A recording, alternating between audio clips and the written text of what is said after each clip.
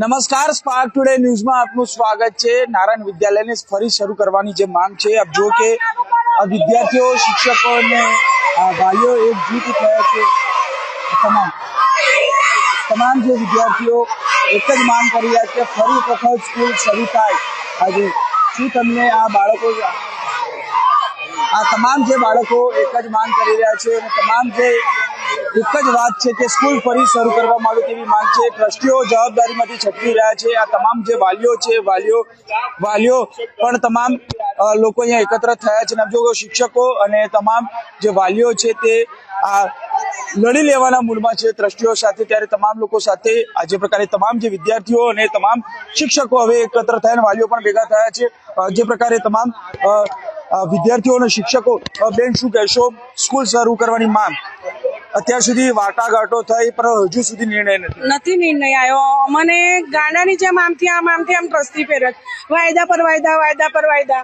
પછી કેટલું અમે પણ એ કરીએ। હવે છેલ્લા બેઠા છે, આ છેલ્લું છે કે હવે તમે જે હોય છે સીધો જવાબ આપો। ટ્રસ્ટીઓને ફોન કરે, ફોન નહીં ઉચકતા, નહીં વાત કરતા, નહીં અમને પણ હાજર। એટલે અમારા છોકરાને સ્કૂલનો ગેટ ખોલી નહીં બેસવાનો વારો આવ્યો છે। કેટલા તો આવી તરફ મા બાપ છોકરા બીમાર પડ્યા, હોસ્પિટલમાં એડમિટ થઈને આવ્યા, તો પણ એમનું પેટનું પાણી નહીં હલતું। હવે અમે થાકી ગયા છે લોકોથી। હા ના તો ના, સીધો જવાબ તો આપો તમે લોકો। શું માનો છો જે પ્રકારે સીધા વિદ્યાર્થીઓને સીધી અસર થઈ રહી છે, કેટલી ઇફેક્ટ થશે જો આ સ્કૂલ શરૂ નહીં થાય તો? આ સ્કૂલ એવું તો સમજો કે આ વર્ષ તો છોકરાનું ભવિષ્ય બગડી જ ગયું, કેમ કે ભણવામાં ટીચરો સારા છે કે કેર લે છે, ત્યાં નૈતિક સર છે એમને પણ બેસાડ્યા છે, એમનું સારું ઉપકાર કહેવાય કે એમને બેસાડ્યા છે। ટીચરો સારા છે કે ભણાઈ શકે, પણ આ સ્કૂલના ટ્રસ્ટીઓનું પેટનું પાણી જ નહીં હલતું, ટીચરો પણ સ્કૂલ ચાલે છે એવું સમજો। હવે શું, હવે જો આ છેલ્લી વખત હવે ધરના વિરોધ કરી રહ્યા છે, હવે શું આગળ શું છે? હવે જોઈએ, આ વખતે નિર્ણય જ લેવાનો છે અમારે, બસ હવે છેલ્લું ને પહેલું આ વખતે જે થશે એ કરી લઈશું। બિલકુલ, આપ જો કે તમામ શિક્ષકો, વાલીઓ અને જે વિદ્યાર્થીઓ છે લડી લેવાના મૂડમાં છે। આપ જો કે નાના જે ભૂલકાઓ છે તે પણ હવે લડી લેવાના મૂડમાં આવી ગયા છે। તમામ લોકો એક જ વાત કરી રહ્યા છે અને તમામ લોકો જે પ્રકારે તમામ લોકો લડી લેવાની વાત છે, કારણ કે સ્કૂલ શરૂ થાય તે માટેના પ્રયત્નો। બેન શું કહેશો? આ વિદ્યાર્થીઓના વાલીઓને સીધી અસર અને શિક્ષકોને પણ સીધી અસર ડાયરેક્ટ આ લોકોના એજ્યુકેશન પર પડી રહી છે। ઓકે, અને આ લોકો ટ્રસ્ટીઓએ ધંધો બનાવી દીધો છે, સ્કૂલ નથી રાખી। અમે બધી જ જગ્યાએ કમ્પ્લેન કરી ચૂક્યા છે, કલેક્ટર કચેરી, CMO, ગાંધીનગર જઈ આવ્યા, અમે ચેરિટી કમિશનરમાં, ચીફમિસ કલેક્ટરને પણ અમે અરજી આપીને આવ્યા છે। અત્યાર સુધી કોઈ પણ આ લોકોનો રિપ્લાય નથી આવ્યો। અરજી બધી જગ્યાએ અમે આપી ચૂક્યા છે, એમનો કોઈ પણ રિપોર્ટ નથી। CMOમાં અમે 200 થી 250 અરજી કરી છે। ગુજરાત ગવર્મેન્ટ એવું કે છે કે બેટી બચાવો બેટી પઢાઓ, બરાબર? તો આવી રીતે બાળકોને ભણાવવામાં આવે છે, આવું ધ્યાન રાખવામાં આવે છે। 2000 સ્ટુડન્ટનું નથી જોવે ગુજરાતમાં, મોદીના ગુજરાતમાં આવી રીતે ચાલશે? જો આમાં પણ પોલિટિક્સ આવી જશે તો પછી વિદ્યા અને વ્યાપારમાં ફરક શું રહ્યો સાહેબ? કોઈ ફરક રહ્યો? ટ્રસ્ટીઓ કોઈ પણ હલવા તૈયાર નથી। આજે અમે પેરેન્ટ્સ સામેથી લેવા ગયા છે એ લોકોને। અમારી આ શાળા ખોલાવવાની જિમ્મેદારી અમારી છે કે એ લોકોની છે? એ લોકોએ આવું જોઈએ ને। અમે રોજ દર વખતે મીટિંગ માટે અમારે સામેથી ફોન કરવાનો એ લોકોને કે અમે મીટિંગ રાખી છે। આજે બધા વાલીઓને અમે બધાએ ભેગા કર્યા છે અહીંયા આગળ। ટ્રસ્ટીઓએ કોઈએ પણ અમને સામેથી ફોન નથી કર્યો, નથી કોન્ટેક્ટ કર્યો। એ લોકોની રિસ્પોન્સિબિલિટી છે ને। સ્કૂલની દિવાલ પડી ગઈ ત્યાર પછી એ લોકોએ કર્યું શું અત્યાર સુધી? કઈ જ નહીં। આમાં પોલિટિક્સ આવી ગયું છે। હવે હું તો એ જ કહીશ કે એજ્યુકેશનમાં પોલિટિક્સ ન લાવો, એજ્યુકેશનની રીતે જ રહેવા દો, કારણ કે બાળકો આજે સારું એજ્યુકેશન લેશે તો આગળની નવી પેઢીને સારું એજ્યુકેશન આપી શકશે ને। હવે શું માનો છો, જો સ્કૂલ નહીં શરૂ થાય તો સીધી અસર કોને થશે? કારણ કે વિદ્યાર્થીના ભવિષ્ય સાથે સીધા ચેડા થઈ રહ્યા છે। સ્કૂલ શરૂ નહીં થાય ને સાહેબ તો ઘણા બધા જે સ્ટુડન્ટ છે ને, ચલો જે લાગશે ને એ લોકો તો બીજા એડમિશન લઈ લેશે, પણ ઘણી બધી ગર્લ્સ એવી હશે કે જે એજ્યુકેશન વગરની રહી જશે। કોરોના પછી ઘણા બધા વિદ્યાર્થીઓ રીજોઈન નથી કરી શક્યા, તો શું આ સ્કૂલ 2000 સ્ટુડન્ટો 2000 સ્ટુડન્ટ બીજા એડમિશન લેશે? નહીં લઈ શકે। ઘણી બધી ગર્લ્સ એજ્યુકેશન વગરની રહી જશે। એટલે હું તો એ જ કહીશ કે આ સ્કૂલ ફરી ચાલુ કરો, કારણ કે અહીંયા બાળકો સેટ થઈ ગયા છે અમારા ટીચર્સ જોડે।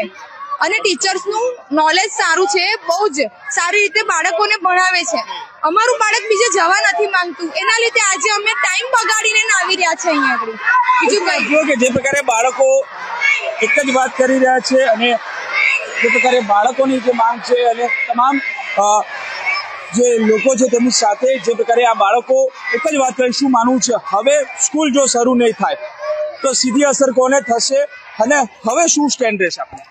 એકચ્યુઅલી જ્યારે શાળા પડી પછી બીજા જે સ્કૂલમાં ઇન્ટરનેશનલમાં કર્યું છે એની અંદર અમારો 2 વર્ષનો એમની સાથે કરાર છે ડીઓ પ્રમાણે.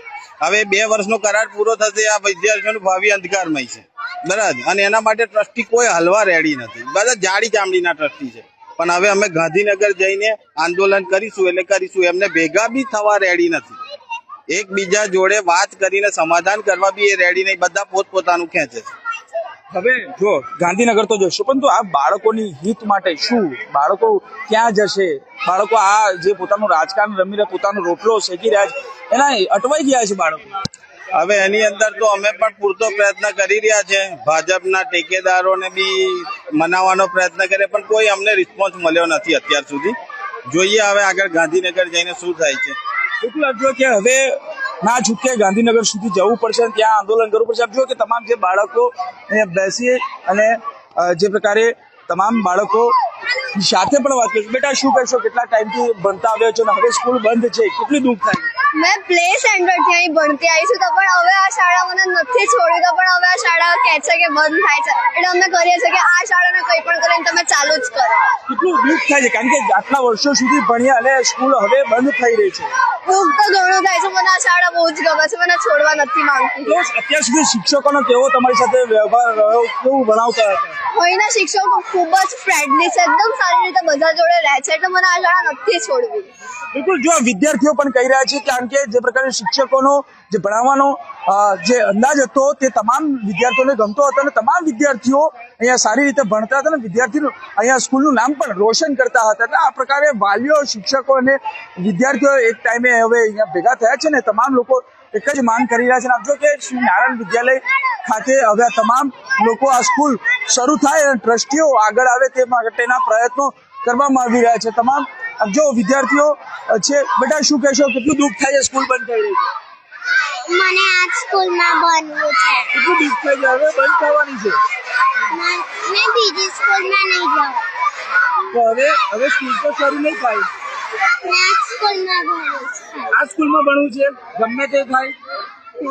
બિલકુલ આપ જુઓ કે બાળકો કહી રહ્યા છે કે આ કોઈ પણ પરિસ્થિતિમાં આ તમામ જો કે સ્કૂલના જે તમામ શિક્ષકોથી લઈને તમામ લોકો અહીંયા એકત્ર થયા છે, તેઓ માંગ કરી રહ્યા છે, કારણ કે જે પ્રકારે અને તમામ શિક્ષકો, વાલીઓ, વિદ્યાર્થીઓ હવે એક જૂથે ભેગા થયા છે, કારણ કે આ પ્રકારે તમામ શિક્ષકો અને વાલીઓ અને વિદ્યાર્થીઓની માંગ છે કે આ સ્કૂલ નારાયણ વિદ્યાલય ફરી શરૂ થાય તેવી માંગ થઈ રહી છે, કારણ કે સીધી અસર આ વિદ્યાર્થીઓને થશે અને બીજી અસર આ જે પ્રકારે આ વાલીઓ છે તેમને પણ થવાની, સાથે શિક્ષકોને પણ થશે જો સ્કૂલ બંધ થશે તો.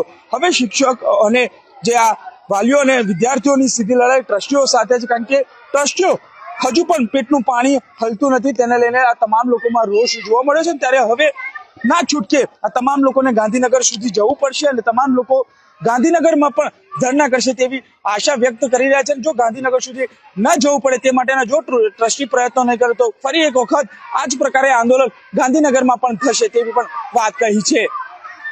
કેમેરામેન નિહાની સાથે Surat Solanki, spark today news Vadodara.